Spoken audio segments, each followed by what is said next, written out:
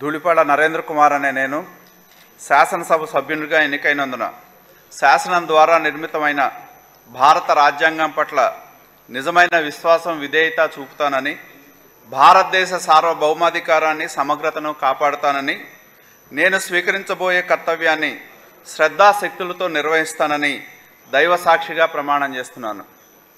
ఆంధ్రప్రదేశ్ శాసనసభ సభ్యుడైన ధూళిపాడ నరేంద్ర కుమార్ అనే నేను సభ నియమాలకు కట్టుబడి ఉంటానని, వాటిని అనుసరిస్తానని, సభా మర్యాదలను పాటిస్తానని, సాంప్రదాయాలను గౌరవిస్తానని దైవ సాక్షిగా ప్రమాణం చేస్తున్నాను.